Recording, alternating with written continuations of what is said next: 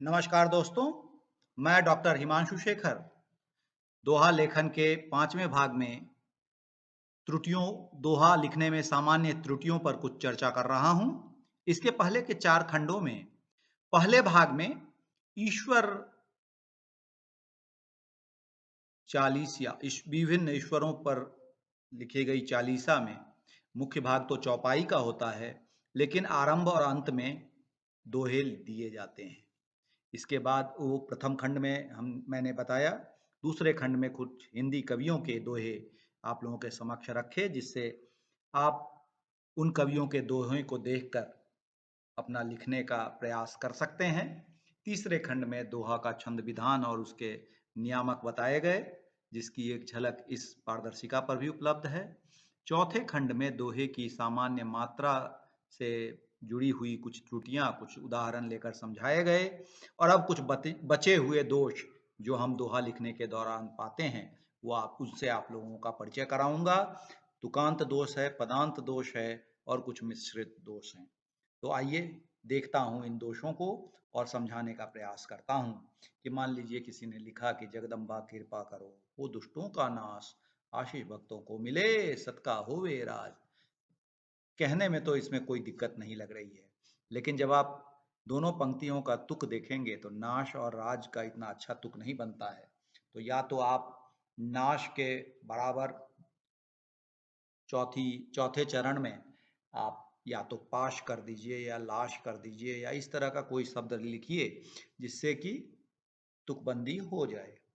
तो मैंने प्रयास किया, मैंने दूसरे चरण को चौथे चरण के राज के हिसाब से प्रभावित करने का प्रयास किया, और मैंने परिवर्तन किया कि हो दुष्टों का नाश की जगह हत हो दुष्ट समाज कर दें, तो जगदम्बा कृपा करो, हत हो दुष्ट समाज, आशीष भक्तों को मिले, सत्का होवे राज। तो ये दोहा इस तरह से ठीक किया जा सकता है, लेकिन तुकांत दोष में तुक दूसरे और चौथे चरण का या पहली और दूसरी पंक्ति का नहीं मिलता है। एक और देखिए कि हर घर कीर्तन हो रहा, सजते बंधनवार, जय जगदम्बे घोष से झूम रहा हर पात। अब बार और पात इन दोनों का तो तुक नहीं बैठ रहा है।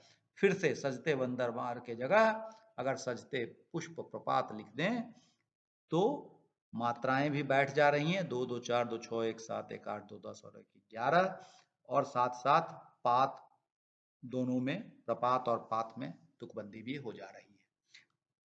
माँ जगदम्बे शरण लो इस पापी को आज, करती हूँ नित प्रार्थना कर दो बेड़ा पार। फिर से वही परेशानी है, पढ़ने में कोई कठिनाई नहीं है, लेकिन तुकबंदी नहीं मिल रही है। तो इसमें आप पार के बराबर मैंने प्रयास किया कि इस पापी का भार कर दे रहा हूँ, तो माँ जगदम्बा, लेकिन तब शरण नहीं ले सकते हैं। माँ जगदम्बा वहन हो इस पापी का भार, करती हूँ नित प्रार्थना कर दो बेड़ा पार। अब ये करती हूँ और करता हूँ, मैं करता हूँ लिख सकता था, लेकिन जिनका दोहा मैंने लिया है वो करती हूँ, वो स्त्री हैं, इसलिए उन्होंने करती हूँ लिखा है। फिलहाल और किस प्रकार के तुकांत दोष मिलते हैं। हे जगदम्बा मातु तुम, चरण शरण लो धाय, मोह माया से त्रस्त हैं विकल मना दिन रात। अब धाय और रात की तो तुकबंदी हो नहीं रही है, तो हम फिर रात के बराबर दूसरे चरण को हम चरण शरण हर बात करके रात के साथ उसकी तुकबंदी मिला सकते हैं, और उसके साथ साथ मात्राओं की संख्या भी गिनकर देख सकते हैं कि 11 मात्राएं दूसरे और चौथे चरण में हैं या नहीं है। एक और है, जगदम्बा माँ की कृपा बरसत हर नवरात्र, झोली भर भर ले चलो रहो न खाली हाथ। फिर से यहाँ पे पढ़ने में कोई कठिनाई नहीं है, केवल समतुकांत न होने के कारण। तो यहाँ पे अभी तक मैं चौथे चरण के हिसाब से दूसरी पंक्ति को बना रहा था। अब नवरात्र के हिसाब से मैं चौथी पंक्ति का अंत पात्र से करना चाहता हूं। तो देखिए, जगदम्बा माँ की कृपा बरसत हर नवरात्र, झोली भर भर ले चलो रहे न खाली पात्र। हाथ है, हाथ की जगह पात्र हमने कर दिया। तो इस तरह से तुकांत दोष हम दूर कर सकते हैं। अब आइए पदांत हैं। तो मान लीजिए किसी ने लिखा कि माँ मेरी विनती सुनो, यही अरदास मेरी, जगदम्बा विपत्ति हरो, नहीं हो कोई देरी। अब मेरी देरी में तो तुकबंदी बहुत अच्छी बैठ रही है, लेकिन दोहे की सबसे बड़ी आवश्यकता है कि पदांत दीर्घ हर्ष से होना चाहिए, दो एक से होना चाहिए। और दूसरा कष्ट इन दोहों में है, इसमें दूसरे और चौथे चरण में मात्राएं 11 नहीं हैं, 12 और 13 क्रमशः हैं। तो इसको बदलकर माँ मेरी विनती सुनो, ये मेरी अरदास, जगदम्बा विपत्ति हरो, बिन देरी विश्वास बिना। तो इस तरह से हम थोड़ा नए शब्द डालकर और साथ साथ दोहे के जो नियामक हैं उनका पालन करते हुए हम इसको ठीक कर सकते हैं। पुनः देखिए, मनुष्य जीवन कामना जो जीवन सजाए, पूरे हों स्वप्न सभी जो खुशियां बरसाए।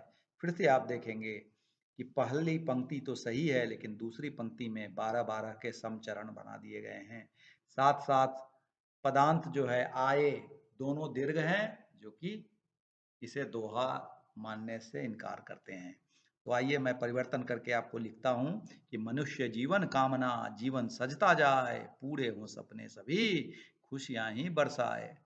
तो इस तरह से पदांत दोष को भी दूर किया जा सकता है, जहां पर अंत में जो गाल या दो एक या दीर्घ हर्ष की जो आवश्यकता है दोहों की, वो। फिर इसी तरह के कई अन्य दोष भी आ सकते हैं, जैसे जगदम्बा के नवरात्र, कन्या पूजन रिवाज, कन्या पूजन की कार्य करना सबको आज, ये लय इसमें नहीं बैठ रही है और जाहिर तौर पर इसमें मात्राएं भी सही नहीं है।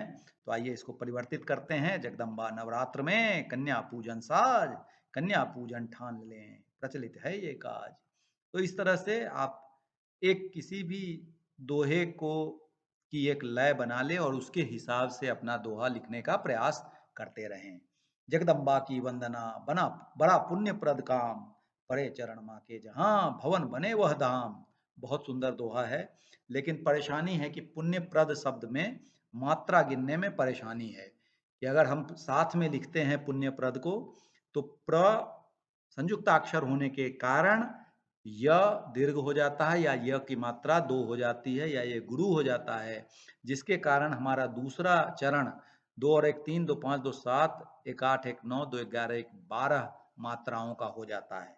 अगर हम पुण्य और प्रद को अलग अलग कर दें तो प्रद का कोई अर्थ नहीं होता है, इसलिए पुण्य प्रद की जगह पुण्य का काम अगर हम कर दें तो ये दोहा बिल्कुल सही दिखेगा।